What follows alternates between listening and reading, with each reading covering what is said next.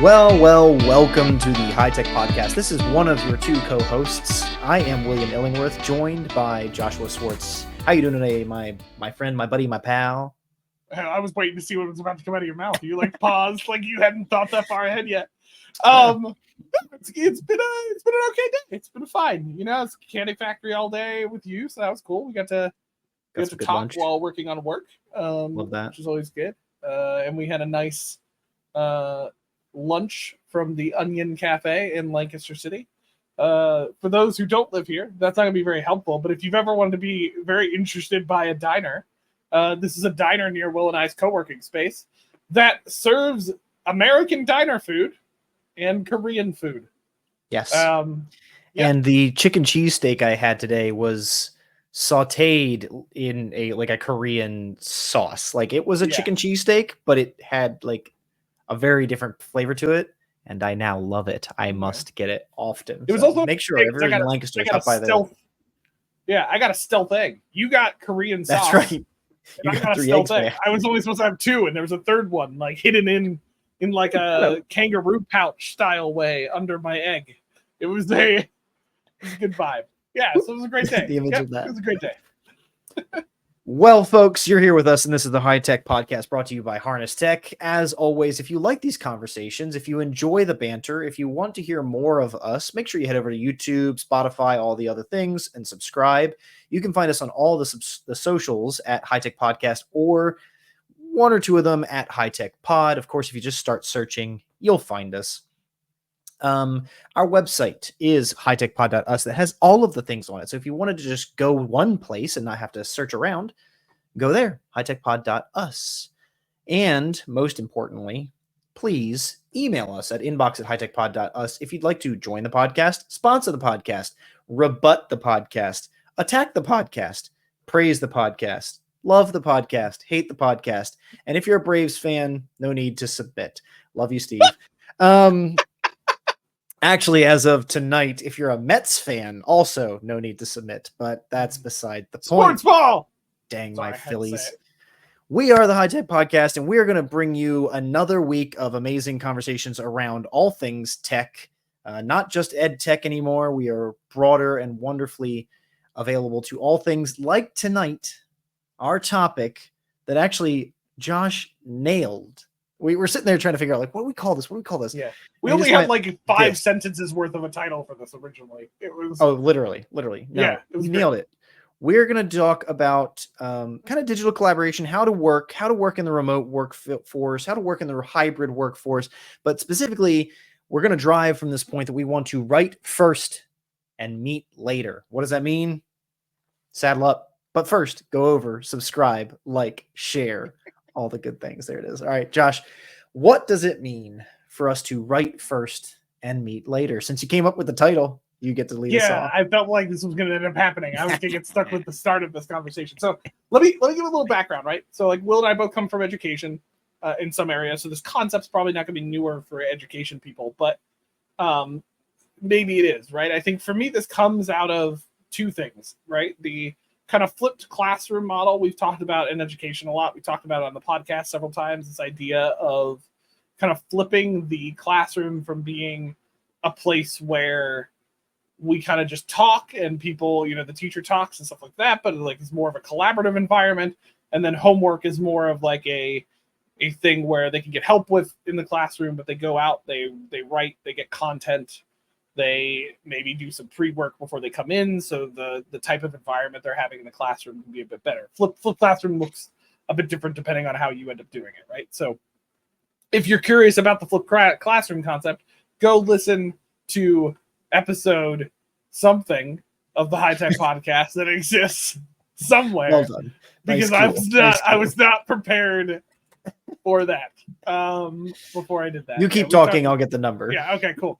But where this also comes from is as I've gotten more into education, but also work, where so many people, how do I want to put this? We have an epidemic on our hands. Ooh. I believe, which is too many freaking meetings with people. Oh, okay, preach. and this is in education just as much as it is in corporate world, as much as a small business. Like I think obviously things look a bit different, and the like certain things, like it looks different to your environment and who you're working with, right? But there are a lot of meetings, but it's not even about the number of meetings, it's about how meetings work, right? I think there's a misconception in our world today, which is like, if we're meeting together to talk around an idea, work is getting done. Yeah. But I've been in too many meetings where like it's just brainstorming or talking about ideas and trying to resolve things, and it's not great. It's just, there's too much going on. There's too much being talked about. There's not work being done, in my opinion. It's mostly like quote unquote brainstorming. To point at that to do brainstorming is an activity and is a worthy activity. It should be its own act. But I think what you're pointing to is a lot of folks will show up to this meeting like, we need a decision, we need to do something, we need to change our process. And it turns into brainstorming because people aren't actually in that meeting and ready to do the thing that needs to be done, right? If you invite someone to a meeting and they have no context on what you're going to discuss, they're not ready to make the decision with you. This is one of those things that I actually really wrestle with across working types, across types of people, right? I consider myself more of like an external processor. Some folks are internal processors, and I don't know, that's might be a significant thing in psychology, but we've talked about it a lot in education. If I'm talking right now, I'm externally processing my thoughts. I'm able to kind of hear what Josh is saying, think through some of my own thoughts. I'm kind of working on the fly. While some people as internal processors really need to like be asked a question, what do you think about this proposal? And be given time without stimulation, therefore not conversation, not more talking, given time to think about it. And those kinds of folks are not very successful in meetings where it's like, let's brainstorm and do whatever. They don't have the information together. So, but the value in looking at the difference between internal and external processors is, if we are more sensitive to internal processors, external processors can benefit from time to think as well. So many times I myself get talking and I kind of get to my point by talking through the point, but it takes longer and everyone is subject to my ramblings in the middle. So if we can give folks the work ahead of time, instead of doing the brainstorming in the session, they're more prepared for a decision to be made when they get there, right? Like, I think that's kind of maybe the thesis of this. And that's why we connect this to Flipped Classroom, which, if you're curious, is episode 114 of the High Tech Podcast. When we introduced this, talked it through. But in the Flipped Classroom, the whole goal was to try and get students to be doing more productive work in the classroom with the teacher, the expert, so that they could be doing less of the homework and less of the busy stuff in the room. Like, get the most use of the faculty, get the most use of the teacher by having them do the pre-work ahead of time. That was the whole goal of Flipped Classroom. And I think that's really to my first thrust here, leading into the corporate experience. Yeah, well, it's the point of like more productive time in the meeting, and honestly less meetings too in certain regards, right? It's just, I feel like we have this conception when we meet, work is happening, and that's often not correct. Like, it's more like just discussions happening, right? And there's ways to organize meetings and teaching and classes to be more productive, but I think we as a culture need to get better at writing stuff down first before we just bring ideas into something, right? And then, like, my creative friends are going to want to like kill me in this one, like no, we just need a free brainstorming room. And there are definitely places for that. I'm not saying there shouldn't be, but to your point, giving careful time to consider something and process something before just spitballing ideas out, or having time to also discuss, like digital writing can be collaboration, right? So like, let me give a perspective, right? The last team I was a part of, we had a rule on the leadership team. Nothing came to a meeting that had not been discussed beforehand. Okay, so what that meant was that if there was an issue, something we needed to discuss as a leadership team, something that came up, right? Not like the one-off stuff where there's like a question or something and two of us, jump in a room real quick to like talk through the problem and figure out a quick solution. I'm talking like decisions we needed to make as a leadership team, maybe policies for the whole team, decisions on how to deal with certain things in courses that we were developing, right? Like these types of things. It's very much from a leadership perspective, leading a team of 14, right? So but the issue was nothing could come to a meeting before it was discussed beforehand. So what that meant is we had now I know this is going to surprise you, Will. We had a Kanban board that stuff went on to. Will knows the other people involved in this scenario. So this isn't going to surprise them. We had a Kanban board that eventually was like issue tracker or something. And it eventually got changed to Mordor, I think is what it was called, because we started Lord of the Rings theming things on the leadership team. Yes.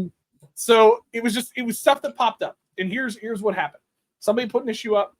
They'd set a deadline for when they wanted generally the issue resolved. Actually, that's the emoji we used. We'll just put up a volcano emoji in case you're curious. We would discuss these things, and then we kind of had like a workflow for ourselves, right? Now this is a very like team oriented component. It's not like a classroom oriented component, but this discussion would come up.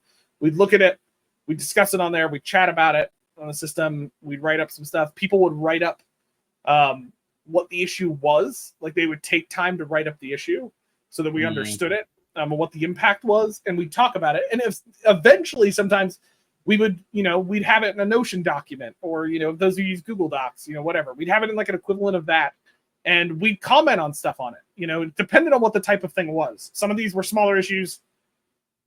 Some of these were full out, like what we call pitches, which Will's very familiar with, and we've stolen from 37 Signals, like this idea of labeling out what a problem is and how we're going to solve it, and a couple other things, right? And we comment on that stuff, we discuss it, and then that would come through kind of a workflow to our meetings. We had a couple different things we did when we set some stuff up, right?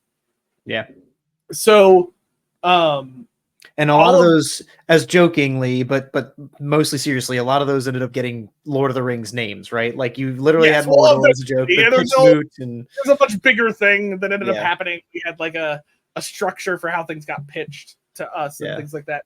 But we had some policies around this. Like the way an issue would happen, it would come up through that board. We discuss it. We kind of had like a standard set of days it could stay on the board, and if we couldn't resolve it through discussing, it would flow into our regular leadership meetings, right? And these were issues, right? Yeah. If they were bigger issues that were going to become projects, they became what we called pitches, and they kind of flew into this pitch thing we got from 37 Signals.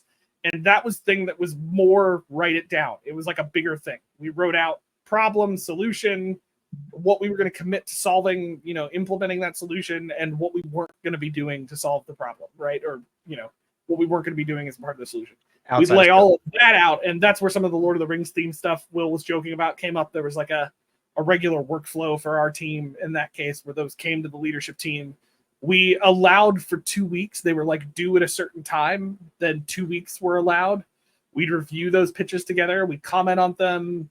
We'd try to poke holes in them. We'd ask questions about them, right? And then they came to a thing that we eventually called Pitch Moot, which we did not, the concept behind it we got from 37 Signals, but we called it something else because what they call it wasn't going to work in our environment. Pitch Moot is based off of the moot for the end moot in Lord of the Rings. Lord of the Rings. So that's where some of our Lord of the Rings theming came from. But what would happen is we'd come to that meeting having discussed all the pitches, and we prioritize them. We had a certain number of things we were allowed to do each period cycle that we did.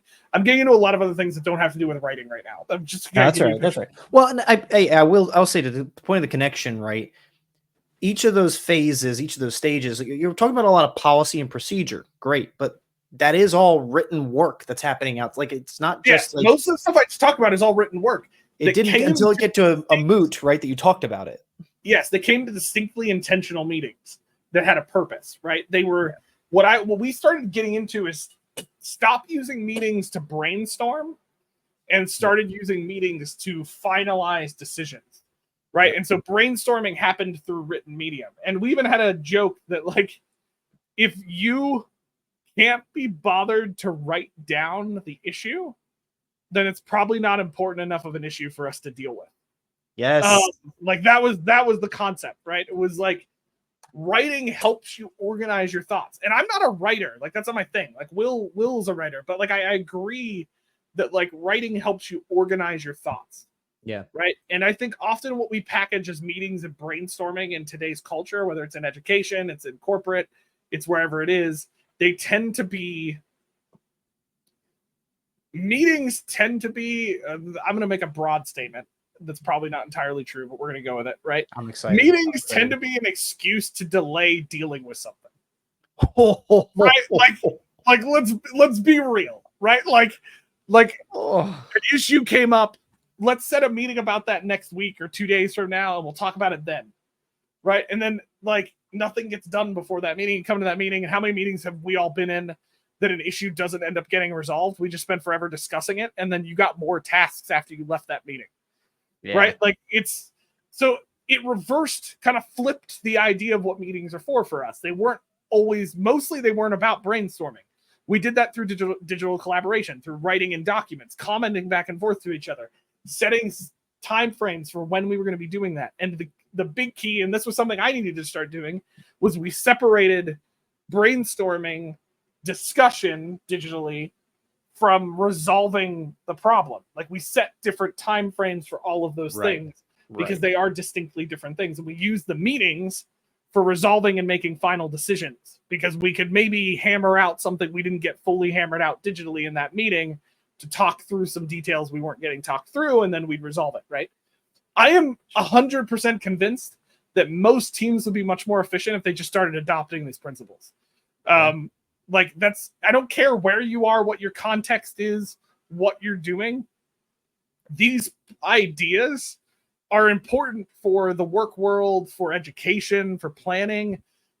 It's important to get those ideas down from a learning standpoint and from a just work and collaboration standpoint in a tech world. I think I could see this idea making Thanksgiving a good bit easier, frankly. Like, maybe we'll see. Are we doing the turducken or not? I don't know. Family starts going round and round in circles. Yeah. So I think that's the principle for me for write first, meet later. That's the concept behind it. You said something as you were going through there. Love it. That's a great foundation for us. You said something as you're going through that I'd like to address briefly so that our audience follows with us, right? Not all writing is about being a writer. You mentioned like Will's a writer, I'm not a writer. But to the point of what you do with your project management, even this entire process you just delineated, right? Like that takes a lot of writing. It's a task you write. Doesn't mean and it doesn't mean you have to be a writer. You know, like I would like to make the distinction here is we're thinking through this concept. Write first, meet later. These can be your own bullet points. It can be the conversations you can be having can be instant messages. It doesn't have to be emails. It doesn't have to be 10-page, productivity treatises and manifestos, right? Like all this writing that we're discussing that we're thinking through. Like at one point, my day job adopted a meeting protocol and said what the biggest thing that I loved about this was all meetings had to have an agenda. If you sent someone a meeting request, it required an agenda because all people suffer from meeting overload, useless meetings, whatever. And they had a cute acronym for it. But the biggest thing that they said in it was if a calendar request does not have an agenda, decline it. Not like you can, not like even you should, like, no, just automatically decline the invitation if it does not have an agenda. Well, that lasted 3 weeks. Like it wasn't I love it personally. I do love the concept, right? Because it requires that I have at least both the courtesy and intentionality to set purpose for my meeting. That's something that I would love to see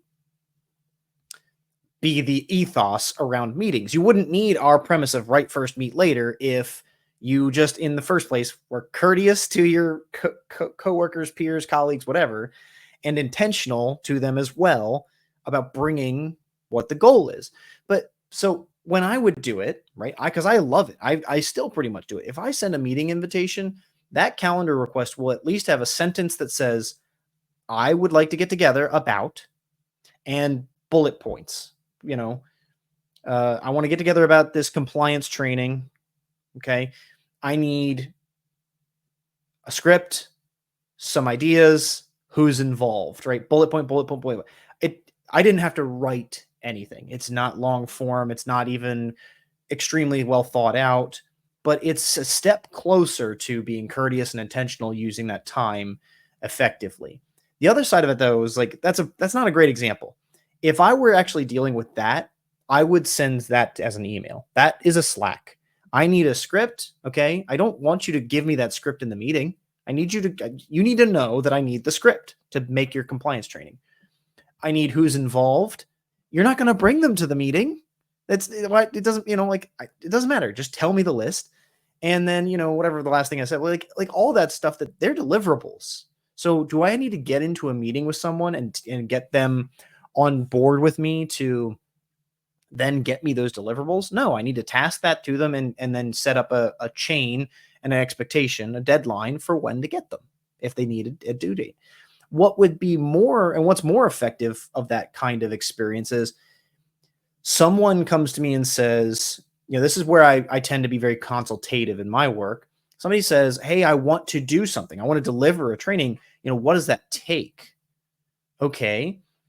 I will 50-50 this. I will either give them one or two, 3 questions to kind of get that pump primed, or I'll say, bring your ideas. I need at least these things. We'll get to discuss it in this call. But I keep I was talking to Josh about this today. I keep almost all my calls to 30 minutes. Like there are times for longer. I'm not against an hour-long meeting, but I try to keep things to 30 so that folks, especially in a remote world, don't assume we can just brainstorm forever and talk and discuss and go over and over and say the same idea 3 times. Like I like to get this kind of stuff ahead of time so that when we get to the discussion, most of my discourse with folks is either trying to prove to them that the solutions or trying to find for them a solution that we can do, or helping them understand and even accept my rationale for why I want to do something, right? I almost always know a solution, a technical option for a problem at hand. I don't mean to say that like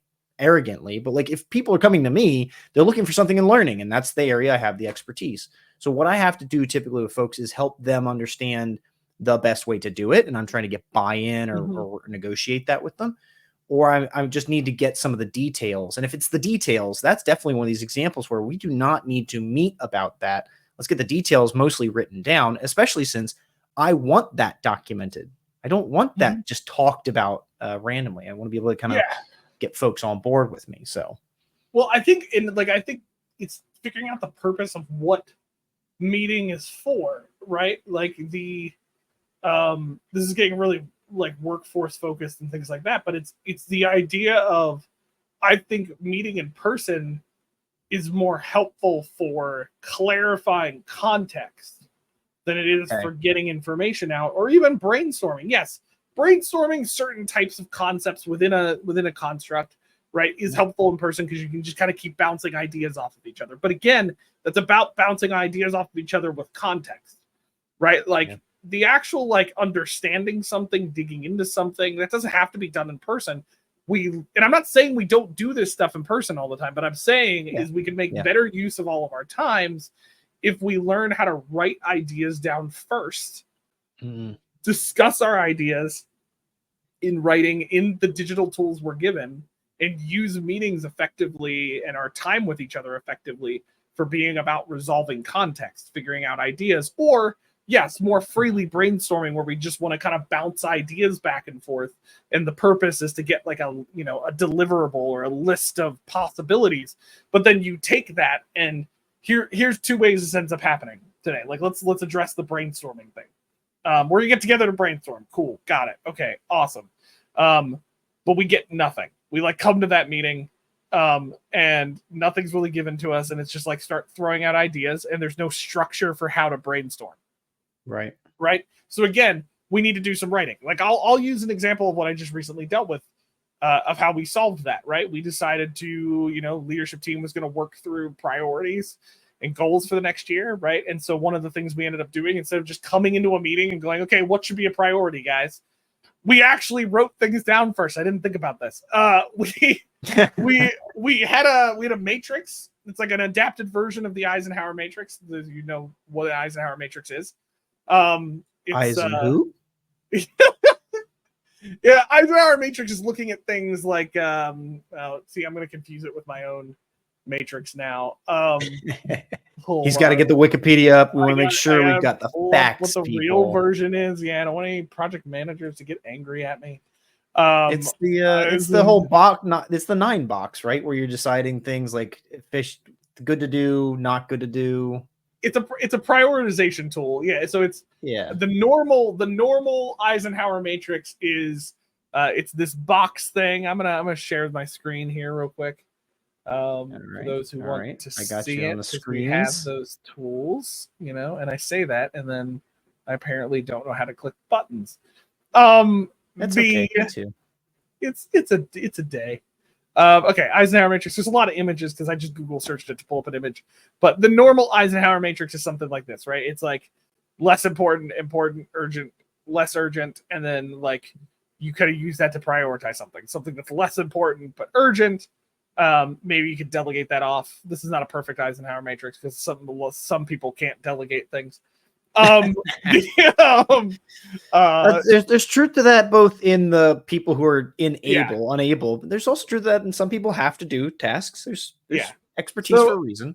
Anyway, so less urgent and important, right? We schedule that out. Less important, less urgent, delete. There's a lot of different versions of the Eisenhower matrix. Do, decide, delegate, delete, right? There's different versions. Okay. I had an adapted version that we leveraged. Excuse me while I log into Miro. You're excused. And we're about to see what pops up. I'm not planning this ahead of time, so Will may have to blur some things out. Sorry, right. Will. I'm used to that. Still has access. Of course I do. There we go. Okay. I'll blur everything up to this point. Yeah, blur up to here. Okay.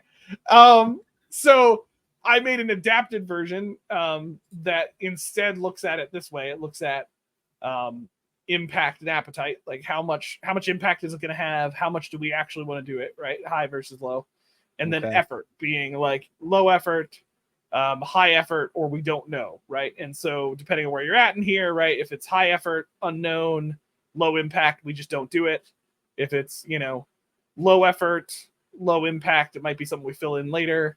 Anyway, this is not about that. This is a different model. So, but anyway, nonetheless, it's an important example of writing it down. Yes. So writing it down. So we wrote all that down. We then proceeded to write all these ideas of what we thought priorities were going to be on Post-it notes. We discussed all of them. We put them onto the board and we figured out priorities. And a deliverable out of that meeting was that board, right? That showed us where things were. And then the next step was to take a look at those and start to actually lay them out into priority, right? Like this is the way we use some writing and collaboration in different components to get to ideas. And yes, all of that was in a meeting. Can I be honest? If I would have done this differently, not the place we're at. If my new boss ends up listening to this, you can hear it. I wouldn't have done that all in the meeting. I would have had them do the Post-it notes digitally on a board ahead of time so that we didn't have to waste the hour we did or so talking through those, setting up those Post-it notes. So we could have immediately discussed them, right? Instead of doing that. This is what I'm talking about. Using digital technology, whether it's document tools, whiteboard collaboration tools, to write stuff down and talk through ideas digitally before you get into the meeting. So by the time you're in the meeting, you're using the time to its best fit, which is you are focused. All of you are focused in a room together, and you can start to look at the issues you've brought up or the discussion items or ideas and start to prioritize them or shape them out better, get them kind of resolved. This is the idea of shaping or writing first and meeting later. And I think the way that it also applies to those of you in learning and development, or what it fits with learning, is, Will, I think this connects to what we've talked about with reflection and doing things like that. having learners reflect and write first before you just ask them to regurgitate things or apply their learning, right? Because you can get some of those things out and use the other times your classroom for the best point. And that's where flipped classroom came from. I don't know if I feel like I'm ranting a little bit, but like I think this is kind of the idea I want to get to, is like, how can we write things down first, collaborate next digitally, and then use meetings for what they should be used for? Ranting or podcasting? I mean, really, there's a fine line. Who's going to split the difference? Yeah, who knows? I hear you, and I definitely know that in my practices, my intentionality is to drive towards it. I am not as procedurally based as Josh is. If anybody's surprised by that, I've not successfely. Is anybody? I'm a sickness in some way. Well, I wasn't going to say it. I was being nice, but no. I've always believed. I still believe it's a great strength, because someone like me, Josh, does operate well in your system. I just don't create the system well, right? Like if you and I work together. Oh wait, what? I would be thrilled to operate in this method and keep this, like when you show me that, think that you were doing that for your annual priorities, the screen you were just sharing a moment ago, right? Annual priorities you're trying to set together. That sounds great. And you're putting the intentionality into strategy and in planning and whatever. I wouldn't do it without being asked or told or encouraged to do it. It's not something I would naturally come to. I wouldn't seek this solution. Again, I'm very consultative. I kind of want to show up and hear what your problem is, help you solve your problem. I should have been a counselor, I guess. I don't know. But, the idea that we can improve the times that we are spending together by doing the pre-work is near and dear to my heart, regardless of how we're going about it. One of the things that comes up in this hybrid work world and the remote work world is like connection and culture and bringing people together. It's not enough to just be remote. People feel like they're missing the thing, the special thing. I don't know. I think this write first, meet later approach also leaves space for the times we do get together to be more human, to spend more time in the human stuff. If I have to, like I just said a bit ago, I prefer to keep my meetings to 30 minutes to keep people on task. I don't want to allow time and space to dwell and dwindle into other topics. I try to avoid tangents, cut off rabbit trails, right? Like that's very task oriented. It means I'm very productive in one sense. I stay on task. I get stuff done. But if the biggest question I ask a colleague in a meeting is, how's your day going? They say great. I say great. We go right along. There is no human connection. And if you're interested in exploring that further with us, you do need to hang around for our episodes in the next 10 or so, because we are coming out with a human tech series to address some of those things, what it's like to be humanly tech. But I will stop from any further tangent there, right? Listen into the future in the High Tech Podcast for more of that on what it's like to be human in tech. That aside, to come back to our topic, by doing this right first, now we can use our time exactly how we want to when we meet. And that means we can be productive if we intend to, or we can be social if we intend to. I think there's still time and space for social in meetings. I have a weekly stand-up with my team. We check an agenda. Teams report out. It's kind of just a pulse check. It's not very practical. We don't get work done. Sometimes somebody raises a question that helps team members. There's always an opportunity to write first, right? You go to the agenda, you add something, and then it does or doesn't come up, right?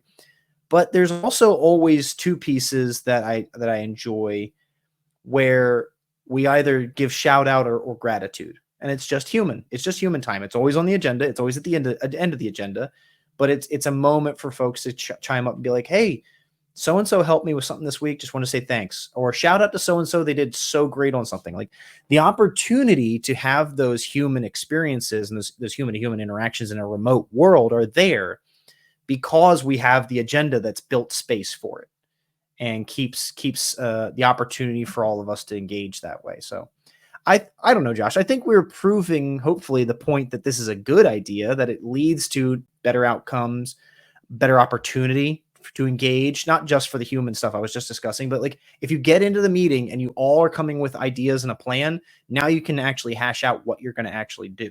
That sounds great. Yeah, I 100% agree. And I don't disagree with the social side. I want to make it clear. I don't think meetings should just be like clear mission, like we're doing this in this meeting and we don't talk at all. I'm actually even a proponent of like having that social stuff scheduled in meetings and how you do stuff. Yeah. I think what we're kind of getting at is by the writing first principle, you can actually make more space in meetings for some of that stuff. Again, to leverage what talking in person should be about. It shouldn't just be about spitballing things. It shouldn't just be about like talking through an idea that we could have easily written down that idea and talked through it digitally. It should be about leveraging each other well together in our relationships and building relationships better in those meetings, right? Like that space doesn't happen if we are not organized. And we didn't talk much about, like you've talked a little bit about the agenda stuff, but like the reason I don't think we've hammered too much at home about that is because if you are doing a meeting, I'm just going to say this, you should have an agenda. I don't like that. And I will even go as far as all of my meetings I have, and I know I'm intense about this stuff. I get it. I have like time counters on my meeting agenda for how long certain things are going to take approximately. And that's not always correct. Like sometimes you pull stuff off an agenda. I just did that this morning. I was in a meeting and I had to adapt the entire meeting because it wasn't going the way I thought it was going to go. And I felt like we needed to go a different direction for what we were talking about. But the point is being intentional about how you use that time. I think that's what it's all about, right? Is through intentionality, we write out, we collaborate online, we use those document tools to write out ideas, comment back and forth to each other on them, and we use the meetings to work together intentionally, whatever that may end up looking like, right? So maybe for those of you listening, you're trying to figure out a short way you do this because you're like, I can't build an entire system like Josh just talked about, because that took, by the way, like 12 weeks to build. Like that wasn't something that just happened overnight. So like, I'm not suggesting that. So you don't have the power to do that, or listening to this podcast, you can't just like do that. Right. I will say like maybe a small starting place is maybe you got a meeting coming up where you guys are going to discuss questions about something. You're going to discuss an idea. Write down those questions and idea ahead of time and ask people before the meeting to write down their answers. So you can discuss their answers instead of spending so much time listening to their answers and not actually getting to do it. What it does is allows that stuff to get out first. It creates better equity anyway, because everybody actually gets the answer instead of not answering. Like, and then you're more focused around discussing people's ideas than you are about like getting their ideas out first. Right. Like that's a way, like a really small way you could end up leveraging meeting time much better by having people write first. So I feel like with all this writing stuff, Will, that we've talked about. Well, I really think we've just thrown the book at them. Oh, don't you think? Look at that. I love that Will is now doing it. I can't do this. Will can zoom in on himself in the podcast for those listening in audio. Every time Will sounds like he's like weirdly making a point, it's because he's zooming in on it. He is. So we wanted to share this because we're talking about writing, a tool that Will and I still have yet to actually use, but I've looked at it fully. I feel confident enough to talk about it. It's called Writebook. Okay, so we've talked about them a couple times, and honestly, I think it's fitting that we talk about this tool because it's run by a company that we talk about a lot in the podcast, 37 Signals. Because 37 Signals is hardcore the epitome of hates meetings and wants people to write stuff down first. Their entire project management software Basecamp is built around that idea. But we've talked about this in the podcast now a couple times. We'll be talking more about during the Human Tech series that's going to be coming up. But they've developed kind of this like movement website called once.com that kind of holds a handful of software tools that they're trying to release basically for a one-time purchase, right? So that you're not getting stuck in these large subscription models with these large companies. It's kind of the thing that 37 Signals is trying to do recently. And they just released, I don't know, Will, this was like over the summer, probably, right? They released Writebook. It's a free tool that allows you to write a book, whether it's for blogging, posting, actually a full book, whatever it may be, you could instantly write and publish it to the web for free. So you can, and it's a dynamic book tool. Like it's not just like, you know, it's no offense to WordPress, but it's like, it's not just like a WordPress. It's like it's a built system for like a book. It's honestly, I know where they probably got this from. They released a book called Shape Up a while ago, and they have like an online version that you can access for free. And we've always kind of wondered how they did that. It's a pretty slick book setup. So Writebook, I don't know for sure comes from what they did there, but it's very similar. Like it allows you to create front of the book. It allows you to create a whole bunch of pages. It's like a dynamic Kindle type book. Honestly, it looks cooler than Kindle. If you're curious in a little insight into Josh's mind and all this that we're just talking about, head over to basecamp.com/shapeup. That book will give you a great peek stuff right now into Josh's like professional manifesto. My obsession. But also, like he's saying, it may not literally be on Writebook or be the predecessor of Writebook, but it's a digital book online. And so to that effect, you'll see kind of what this company overall tries to do when they do a virtual book. So as I'm looking at the website's perfect. You can see, like, you can set the title of the book, of course, but titles of chapters, subtitles, you can set the author, you can set just text and pages, but in a text and page, you can bold, italics, underline, quote, embed, link, put in pictures, illustrations, right? Like it's a rich text editor to create a book on in a virtual context.